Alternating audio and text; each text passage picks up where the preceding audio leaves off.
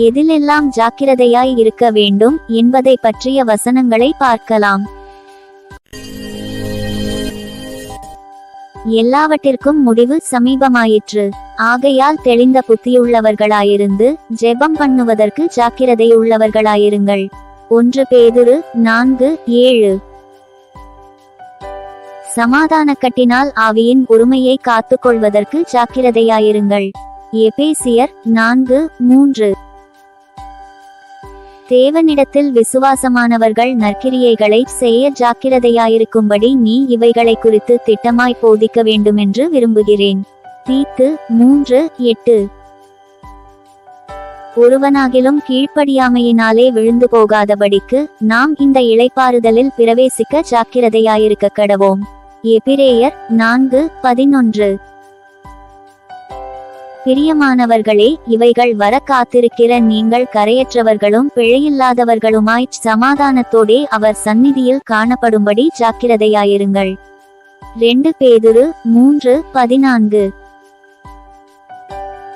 தன் வேலையில் ஜாக்கிரதையாயிருக்கிறவனை நீ கண்டால் அவன் நீசருக்கு முன்பாக நில்லாமல் ராஜாக்களுக்கு முன்பாக நிற்பான். நீதிமொழிகள் 22:29. உங்கள் அழைப்பையும் தெரிந்து கொள்ளுதலையும் உறுதியாக்கும்படி ஜாக்கிரதையாயிருங்கள். இவைகளைச் செய்தால் நீங்கள் ஒரு காலும் இடறி விழுவதில்லை. 2 பேதுரு 1:10. நாம் கேட்டவைகளை விட்டு விலகாதபடிக்கு அவைகளை மிகுந்த ஜாக்கிரதையாய் கவனிக்க வேண்டும். எபிரேயர் 2:1.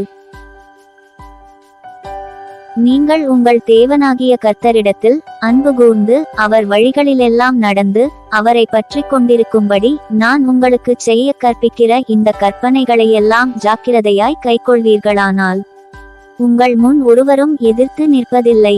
உபாகமம் 11:22-25.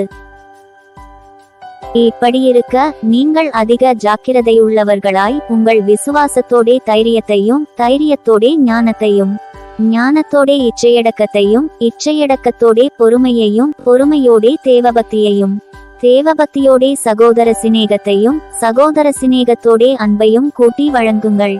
2 பேதுரு 1:5-6-7.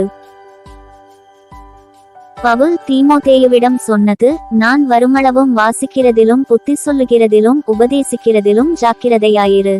1 தீமோத்தேயு 4:13. அசதியாயிராமல் ஜாக்கிரதையாயிருங்கள். ரோமர் 12:11.